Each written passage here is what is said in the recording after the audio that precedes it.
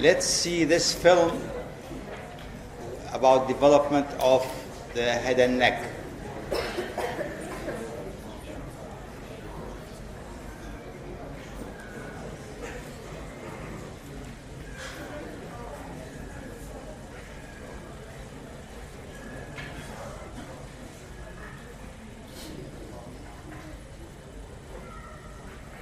This film is on your e-learning, so you can see it 100 times.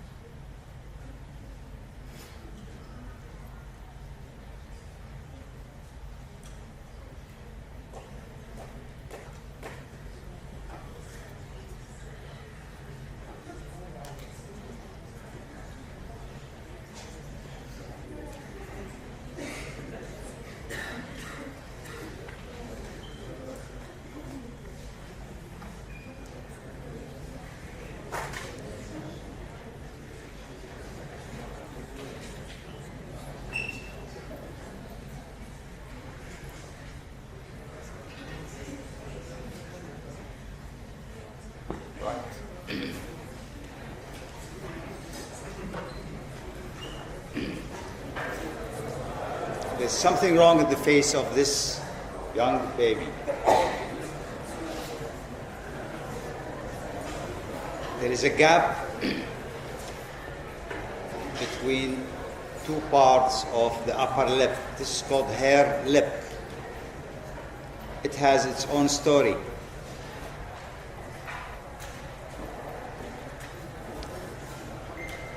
There is a gap between the two parts of the upper lip and the palate, but this is a longer story than the first, because this is what's called hair lip and palate. Again, similar story. This is the story of the hard and the soft palate developed and stopped halfway.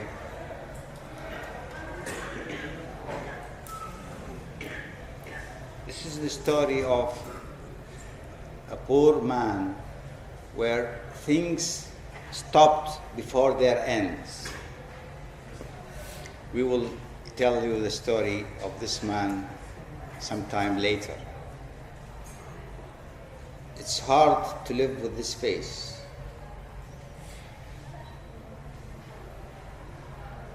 This is the simplest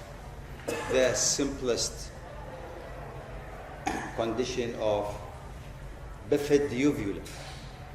So everything went all right, the lips, the nose, the maxilla, the hard palate, and then came to the last point to fuse, and it stopped. This is what happens in embryology.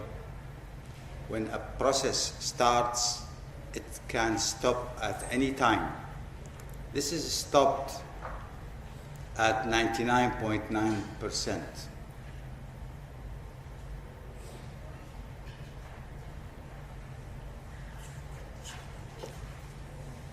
The mandible. The mandible is made of two halves, and the mandible did not fuse. This is a median problem. Here is another more complicated case of developing face which stopped at certain stage. Here is not stopping at certain stage, but overgrowth went beyond 100%. Similar things. Bilateral, not only unilateral, but it can be bilateral, these problems. Here's a problem concerning the left side of the face, where you can see there is a gap between upper lip and lower lip, and this gap is extending up and laterally to the eye. We will see the story of this baby. Here is another case where, do you know which area is this? This is the maxilla, right? And this area here is, which nerve supplies this area? Ophthalmic, right? So it is the area between two processes, maxillary and frontal. Same thing. Now the story starts here.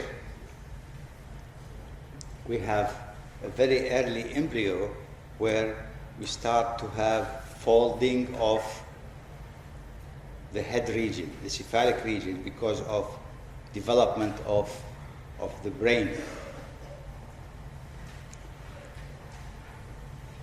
This is a closer look where you can see there's a process coming anteriorly from above because of the rapid development of the brain, and there is growth of the size because of the folding of the embryo.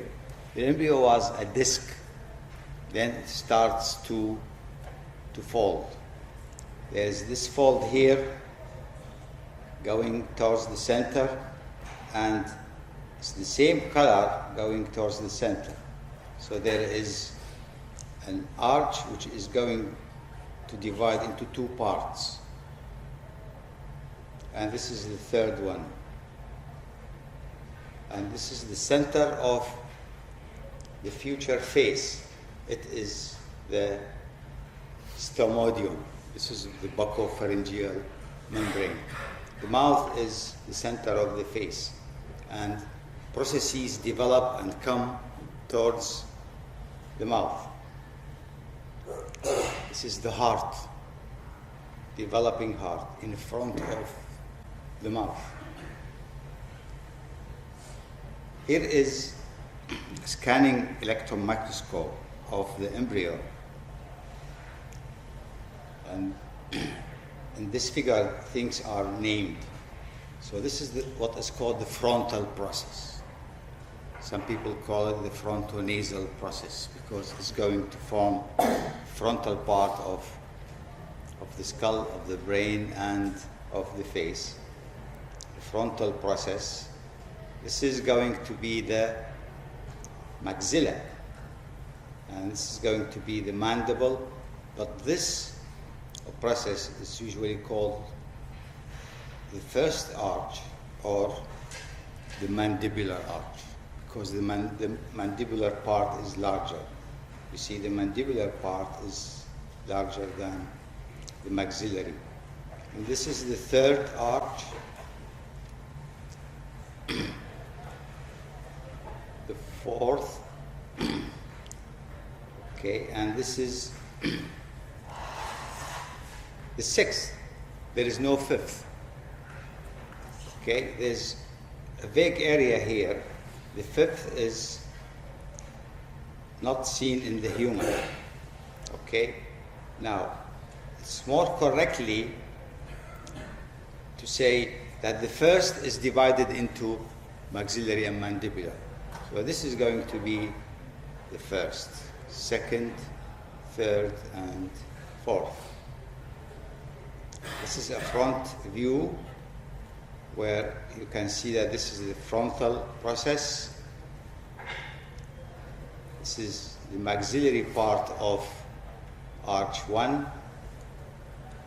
and this is the mandibular part of arch 1. Frontal process, arch 1 divides into maxillary and mandibular. Branchial arch are also called pharyngeal arch. So it's either branchial or pharyngeal. That's the second, that's the third, that's the little fourth. These processes, they come from the back of the embryo, where you have the neural crest cells on both sides of the vertebral column. This is a frontal view, frontolateral view of the frontal process. The mandibular, which has two parts, the maxillary and mandibular, and the third, which is called the hyoid. Okay. Now, this is an early stage where you face the embryo from the front. What do you think these two lateral thickening and swelling are? Mm-hmm. You are looking on the outside. Yeah, two swellings in the frontal processes. These are two parts of the nose, right?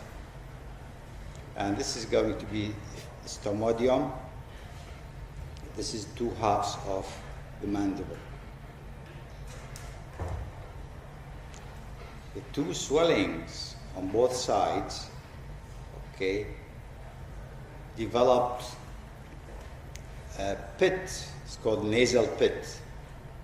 This is the nasal pit, the opening of the nose.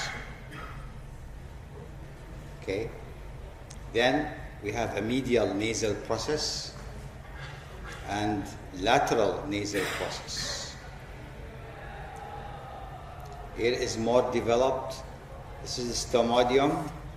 This is medial nasal process, lateral nasal process. This is the nasal pit, the opening of the nose. This is the maxillary process, and this is the mandibular process. The yellow processes are the medial nasal. The green bluish processes are the lateral nasal processes, and the dotted area is the nasal pit. Right? This is the maxilla, lateral nasal process, nasal pit, medial nasal process, and the maxillary process is going to fuse with the lateral and the nasal, as well as with the mandibular.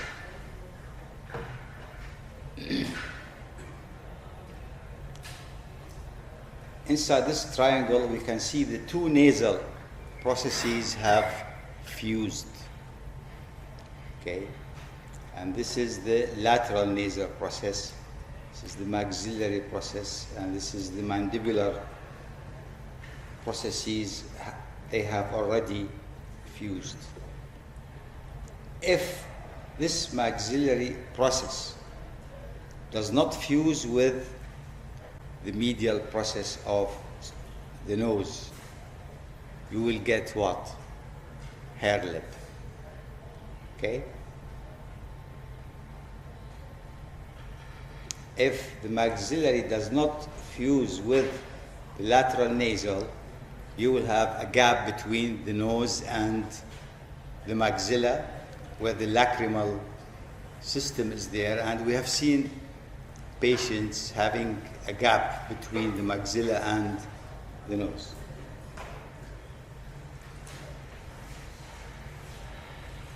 Now back to this case. This is the frontal process, right? Here, the lateral nasal and the medial nasal have fused, and the center of the upper lip has already formed. This is called the philtrum, or the globus process. Now, the maxillary process should have come and fused with the lateral nasal, but it has not. So there is a gap. Now, in this gap, usually there is the lacrimal system, the nasolacrimal duct, and lacrimal sac. But the mandible has already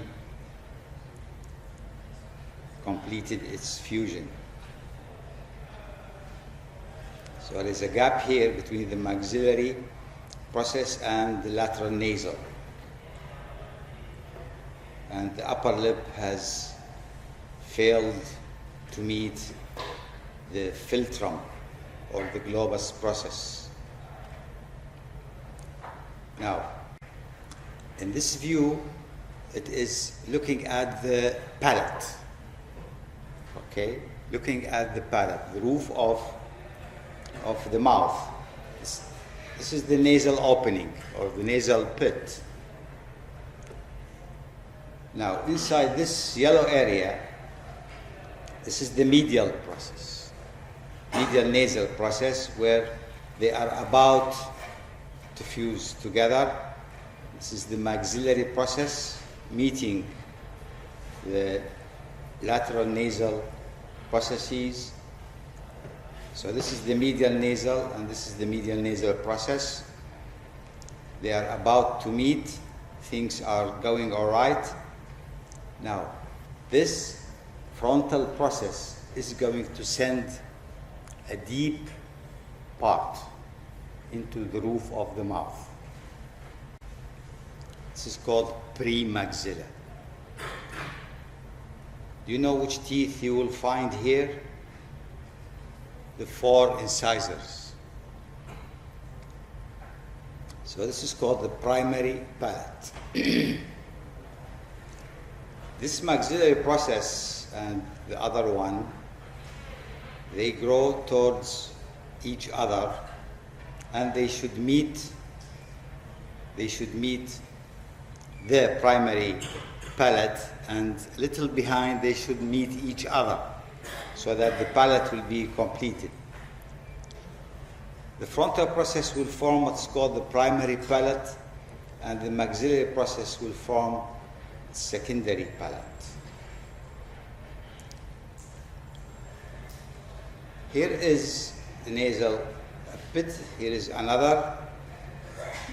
This is the primary palate, and this is the secondary palate trying to meet each other. Right? This is the primary palate. This is the secondary palate growing towards each other edges. Now we have seen this patient, so let's analyze what's the problem.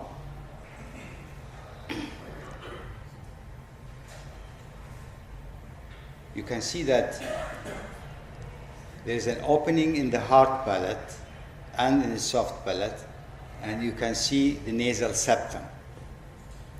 Okay? This nasal septum is not well developed because the nasal septum also develops from the frontal process. And you can see there is a gap between secondary palate and the primary palate. And there is a gap on the other side as well.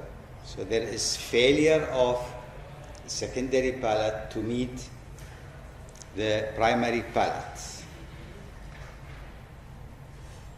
Total failure of fusion, and we can see that this frontal process forming the primary palate holds the four incisors, upper incisors. This is the area which holds the upper incisors, primary palate coming from the frontal process, the two medial nasal processes, and the hard palate is coming from the maxilla. They eventually meet each other. The last point to fuse is at the point of the uvula. Therefore, when we saw that patient, he has bifid uvula. Everything went all right, but stopped at this point, fusion of the uvula making the last part of the soft palate. Here is everything completed. For those who like images, not the real thing, this is the frontal process. The yellow is the maxillary process, the mandibular part of the first arch, and the hyoid arch. The heart is in front of the mouth. Then you start to have medial and lateral nasal processes, and this is the opening of the nose. The eye develops high up and lateral, and then it comes more anterior. Here's the summary of what we have said. So this is the story of developing face. Yani we should say, thanks God, our face is quite acceptable. Because for some other people, it's a problem.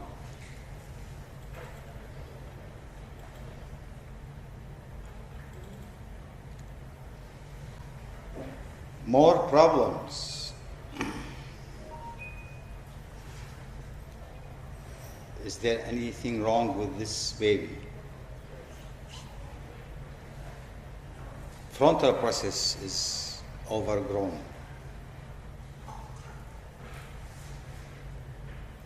problems with the ear, position of the eye, size of the mandible.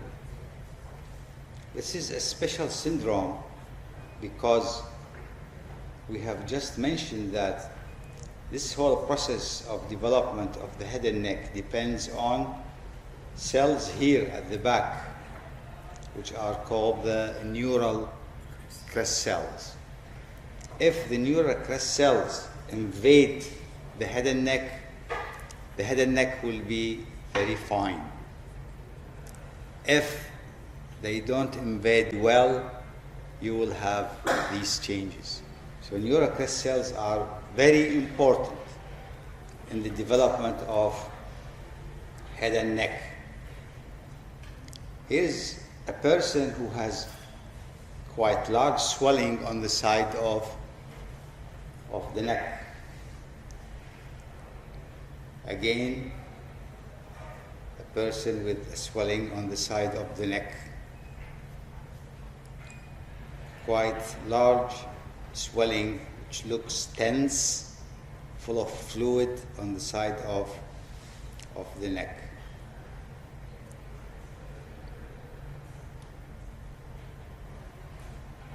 An opening to the outside connecting to something on the inside of the neck.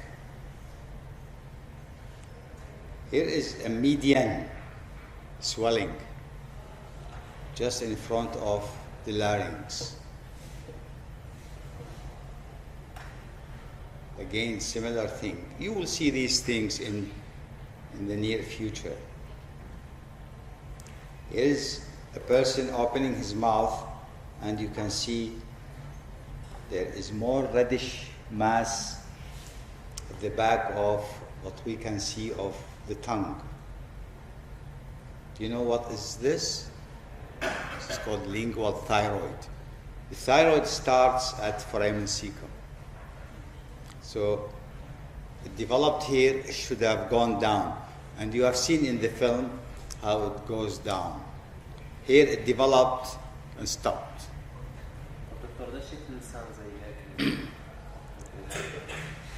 Well, اللسان has so many ways of look like. Yani, every week open your mouth in front of a mirror and you can see sometimes it's whitish, sometimes it has furrows, sometimes it has spots. Depends on the tongue, tells a lot about what happens in the GIT. Here is a person who has extra large tongue. It is a simple case of short frenulum. We can still call this person a patient because he cannot pronounce certain letters. Because certain letters you need the tongue to be up on the palate. More problems of the face, and the story starts here. This is a front view of the head and neck region of the embryo. Now we know what are these. These are not the eyes, these are nasal pits and lateral and medial nasal process. This process is maxillary of arch 1. This is mandibular of arch 2. Of arch 1, this is arch 2, arch 3, and arch 4 is a small one. Now we know from this side view of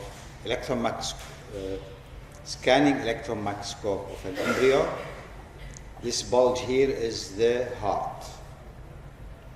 Frontal process. First arch divides into two parts, second arch, third arch, and fourth arch. This is a front view. Frontal process. First arch, maxillary part and mandibular part. Second arch, that's the heart. Now, we know quite something about branchial or pharyngeal arch 1 and 2, and we will have some details about 3, 4, no fifth, 3, 4, and 6. If you cut an arch, what do you see? In a cross section, this is the arch, cord-like. On the inside, you can see endoderm. On the outside, it's ectoderm. On the inside of the arch, the material that makes the bulk of the arch is a mesenchyme. There's mesenchyme and there's mesoderm. Mesenchyme is the same as mesoderm, but mesenchyme is more loose because it's earlier in development. Mesoderm is more packed. Okay, endoderm, ectoderm. The gap between an arch and an arch is not opened. It's not like fish. It's not opened. So the gap on the outside is called a cleft. And the gap between the arches on the inside of the pharynx, they are called pouches.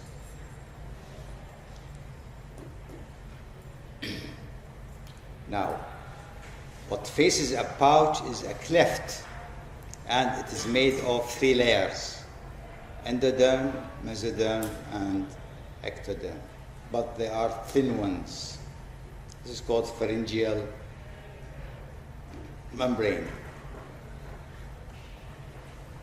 This image is for people who like drawings more than the real thing. This drawing tells me that these arches are in front of the pharynx, and they come from neural crest cells. Okay, and this red part is the nervous system. And these are called pharyngeal arches or branchial arches, and they come from neural crest cells at the back of the nervous system. This image is for people who like drawings. The mesoderm in the middle, it has nerves, cartilages, either stay as cartilage or develop into bone, and an aortic arch. And it can share nerves between an arch and the other. So what are pharyngeal arches? They are 5 U-shaped bars of tissue. Below the mouth, branchial or pharyngeal arches develop from what? Neural crest cells. Branchial arches are transitory. They develop and then they develop into the final shape, and they change their shape into the final one. They are masses of mesoderm. We've seen that in the center there are masses of mesoderm, plus covered by ectoderm, plus lined by endoderm, and they develop muscular tissue, skeletal tissue, aortic arches, and nerve networks. You may ask, why aortic arches? Because at this stage, they are called branchial or pharyngeal arches. But at this stage, there is a dorsal aorta, not branched yet, and the dorsal aorta sends arches into, or arteries into these arches. Therefore, they make arches coming from the aorta. You cannot name the arteries as arteries because they are single arteries, one on the right, one on the left, coming from the dorsal aorta. Pouches, clefts, or grooves, and in between we have branchial membranes. Now we know what are branchial membranes. This is a scanning electron microscope of an embryo. This is the first arch. The first arch has a mandibular process and maxillary process. Develops into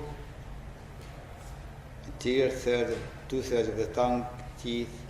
Michel's cartilage is going to develop the mandible. Most of the heart and soft palate, internal auditory tube, and malleus and incus of the ear. It's called the mandibular process, although it has a maxillary as well, but it's called the mandibular process.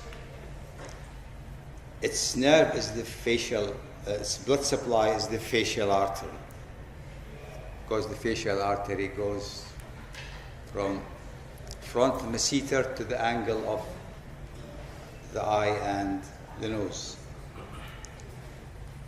And its nerve supply is trigeminal. That's the maxillary, and that's the mandibular part. Second one, Pharyngeal Arch 2. It's called the Hyoid Arch. We know that this is the mandible, okay, that has a horseshoe shape. On the inside of the mandible, there is hyoid bone. The hyoid arch will develop tongue, part of the hyoid bone, styloid process, stapes, platysma, palatine tonsils, Reichert's cartilage, and muscles of facial expression. So you expect its nerve to be facial nerve. It's the external carotid artery and it's the facial nerve. The third pharyngeal arch is called the thyroid arch. Of course, because if the mandible represents the first, the hyoid is the second, next is thyroid and hyoid. Posterior 1/3 of the tongue, lower part of the hyoid, parathyroid and stylopharyngeus muscle. If it supplies a stylopharyngeus muscle, then which nerve you expect it to be? The glossopharyngeal.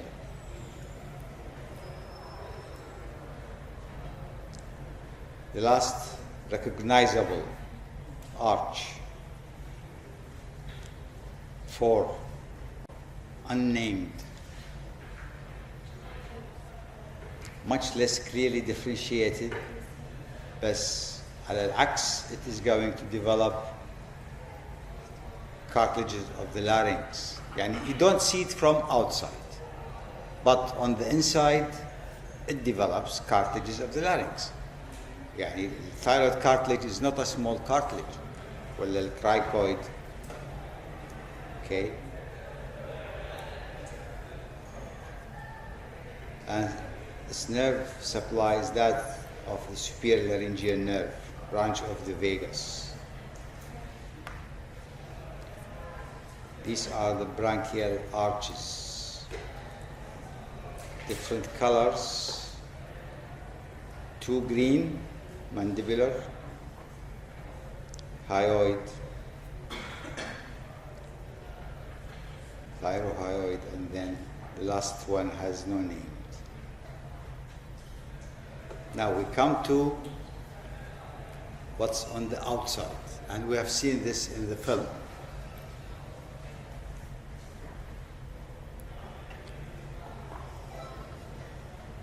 Clefts. Okay?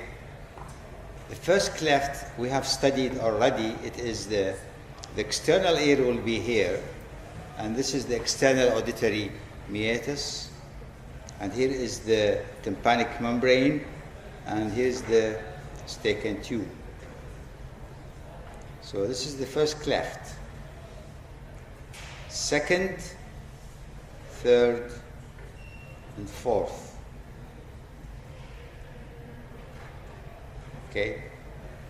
They will disappear because the second pharyngeal arch 2 will send its tissue and it's going to come down and obliterate this space. If this space is obliterated very well, you have a smooth neck. If it is not obliterated well, then you start having cysts. We have seen these patients with large cysts called cervical cysts. So pharyngeal arch 2 will send its tissue obliterating the rest of the clefts. This part here is the pouch of the first arch, which lies between the first and the second. This was the Stachan tube. This is the tympanic membrane. Okay? Here is more detail. So pharyngeal clefts are seen very early and they almost completely disappear. Second, third, and fourth clefts are overlapped by development of the second arch. Forms a space. This space is called cervical sinus. It should disappear. It should disappear.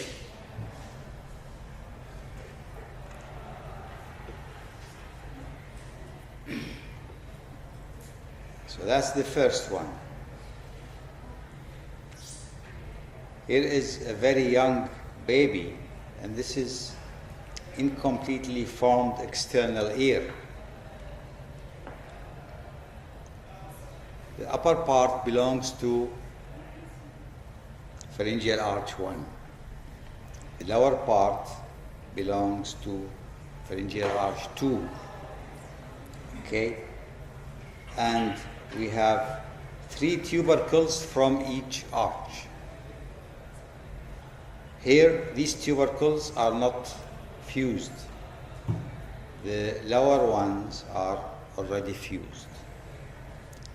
And the external auditory meatus is between the first arch and second arch. It's a higher view of this. So first pharyngeal cleft, the only one to persist, to form epithelium of external auditory meatus, tympanic membrane, external auditory meatus. The swellings arising from arches will be coming from the mandibular and the hyoid arch and participate in the formation of external ear. This space should be obliterated. If it doesn't, it makes a cyst. And this is the first pouch, second pouch, third. The third is not as the first is making a tube. The second is making a fossa. The third and the fourth is making a fossa but is having extensions. Now, the parathyroid glands and the thymus and C cells of the thyroid will develop from these extensions, and we have seen in the film how they come down to their final positions. pouches. The first is balloon-like diverticulum. Pharyngeal endoderm lies between arches on the outside. 4 well developed. The fifth is rudimentary. On the inside is endoderm and on the outside is ectoderm. And when they come to near each other, they form bronchial membranes. The first pouch is tubotympanic recess. يعني الستيكن tube and the middle ear. The distal portion is the mastoid antrum. It forms tympanic cavity and mastoid antrum. The remainder forms Steichen tube. Fusion of ectoderm and endoderm will form the tympanic membrane. This is the beginning of your Steichen tube, the first pouch. Second pouch, it forms a fossa. It does not grow laterally. It forms tonsillar fossa. It does not form the palatine tonsils. It forms the place for palatine tonsils. يعني it forms the gap, it forms the connective tissue, it forms the surroundings. The lymphoid tissue comes and lives in this place. It forms the tonsillar fossa. Then the dermal epithelium will form and invade the surrounding mesenchyme to form what? Palatine tonsils. And is gradually infiltrated by lymphoid tissue. This is the palatine tonsils, and the fossa between the soft palate and this tonsil and the pharynx. The fossa is formed by second pouch. So this is the palatine fossa. The third, it is going to have two parts. It's going to develop inferior parathyroid and thymus. There's a ventral wing and a dorsal wing.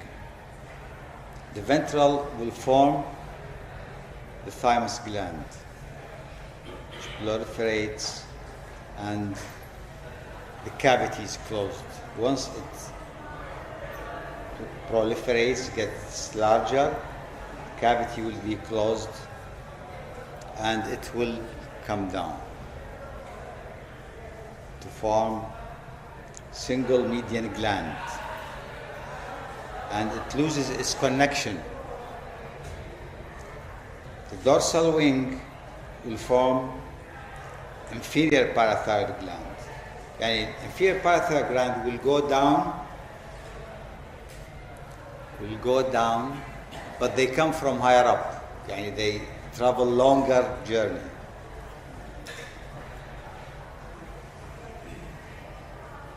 And reach the thyroid gland, lose pharyngeal connection. The fourth, they will develop ultimobranchial body اللي راح تعطينا C cells of the parathyroid والsuperior parathyroid gland will go to the posterior side of the gland. When they migrate, they can stop anywhere.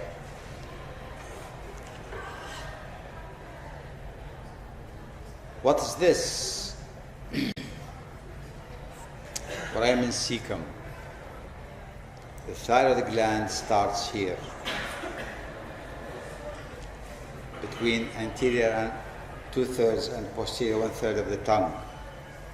Goes through the tongue, anterior part of the hyoid bone.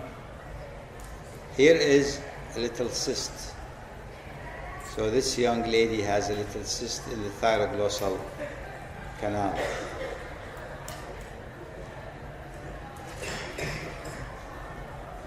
This is little thyroid in posterior part of the tongue. Okay, we will leave it to you. Thank you.